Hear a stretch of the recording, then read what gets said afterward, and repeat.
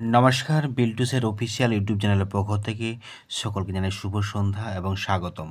বিল্টুসের official YouTube channel আজকে নিয়ে এসে ত্রিপুরা আনন্দমার স্কুলের ক্লাস 5-এর রাজার অসুখ গল্পের প্রশ্নের উত্তর।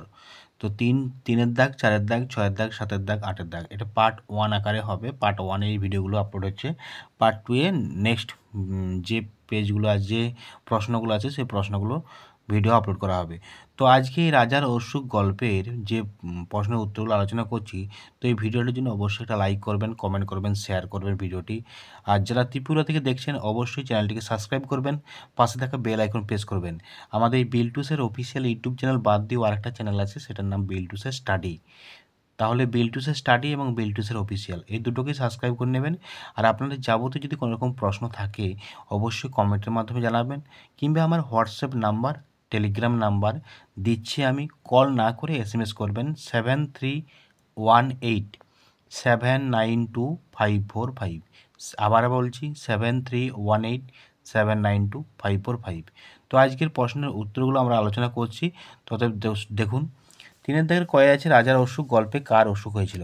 রাজার অসুখ গল্পে রাজার ভারী অসুখ হয়েছিল। তো রাজার কি অসুখ হয়েছিল? রাজার কোনো শারীরিক অসুখ ছিল না, যা ছিল তা তা হলো মনের অসুখ। তো এবারে কি দিয়েছে, রাজার অসুখ কেউ সারাতে পারলো না কেন?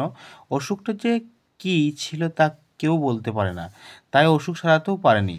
রাজাকে সারাবার জন্য কারা জীবন দিতে চেয়েছিল রাজাকে সারাবার জন্য? মন্ত্রী, কোটাল, সেনাপতি, পাত্রমিত্র সবাই জীবন দিতে চেয়েছিল। তো এবারে 4-এর দাগের কয়ে আছে কি, রাজার অসুখ গল্পটি রাজার কি অসুখ হয়েছিল। রাজামশাই এর অসুখ যে কি তা কেউ বলতে পারেনি। দলে দলে ডাক্তার, হাকিম, বদ্যি, কবিরাজ আসে আর ফিরে চলে যায়, কেউ সারাতে পারে না। আসলে রাজার কোনো শারীরিক অসুখ ছিল না, যা ছিল তা হলো মনের অসুখ।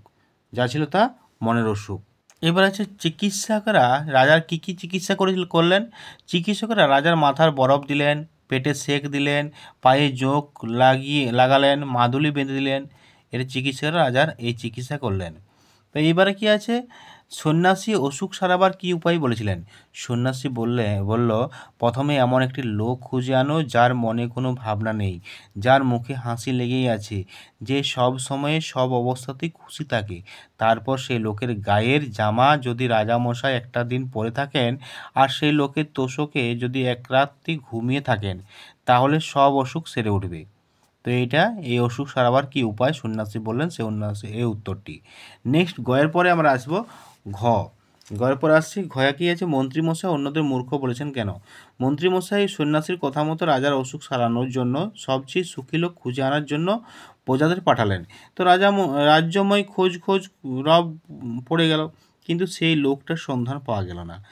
যে যায় সে ফিরে আসে, বলে তেমন লোক আর দেখতে পাওয়া যায় না, তাই মন্ত্রীমশাই অন্যদের মূর্খ বলেছেন। তাহলে এটা হচ্ছে ঘয়ের দাগের 4-এর দাগের ঘ। নেক্সট আমরা যাচ্ছি ফকিরের জামা আর তোষক আনা গেল না কেন। ফকিরের গায়ে কোনো জামা ছিল না, আর তোষকও ছিল না। মন্ত্রীমশাই এই জন্য ফকিরের কাছ থেকে জামা আর তোষক আনতে পারলেন না। তাহলে এটা 4-এর দাগের উঁ গেল। 4-এর দাগের উঁর পরে আমরা আসছি 4-এর দাগের চ। গল্পে বর্ণিত ফকিরের সম্বন্ধে যা জানো লেখো।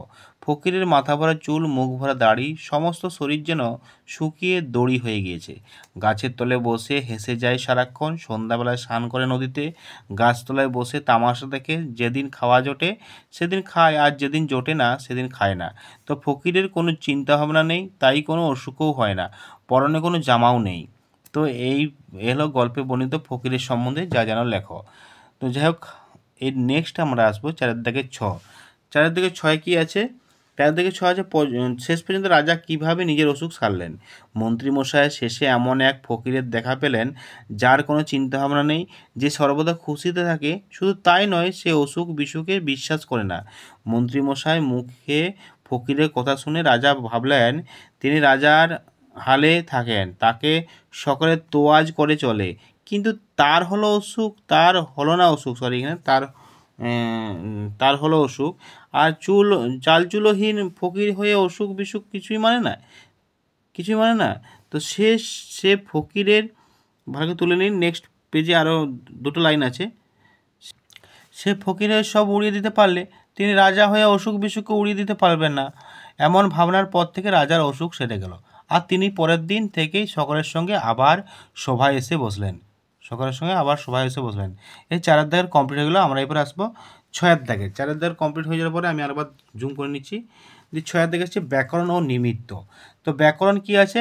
কিনারা মানে কুল, হাওয়া মানে হওয়া মানে হয়েছে, অপদার্থ মানে অযোগ্য, মন্ত্রী মানে সেবক, কোটাল মানে প্রহরী, আর পাত্রমিত্র মানে সভাসদ, তামাশা মানে মজা, আমোদে অর্থ আনন্দ করতে ও আনন্দ থাকতে যে ভালোবাসে, হতাশ হচ্ছে নিরাশ, আর গ্রাস ভক্ষণ, আচাও হাত ধোয়া।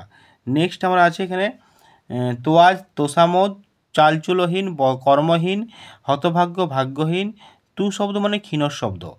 তো এটা হচ্ছে ব্যাকরণের নিমিত্তে অর্থগুলো আমরা বললাম। কিনারা, হওয়া, অপদার্থ, মন্ত্রী, কোটাল, পাত্রমিত্র, তামাশা, আমোদে, হতাশ এবং গ্রাস, আচাও।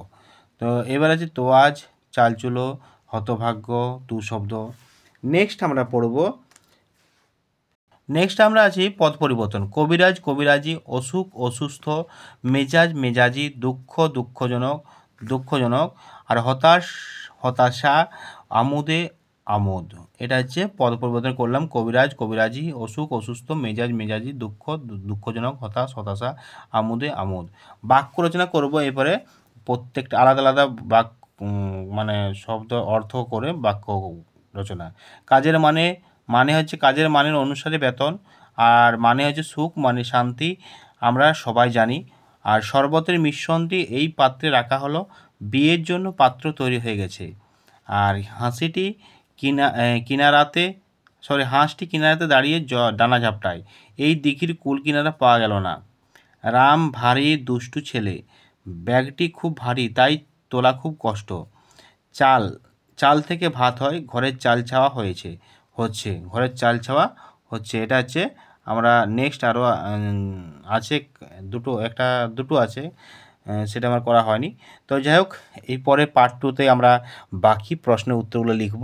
অতএব ভিডিওটা লাইক করবেন, কমেন্ট করবেন, বেশি বেশি করে শেয়ার করবেন। বিল্টু স্যারকে যদি ভালোবাসেন লাইক সাবস্ক্রাইব অবশ্যই করবেন। টাটা বাই বাই, আবার দেখা হবে পরবর্তী ভিডিওতে।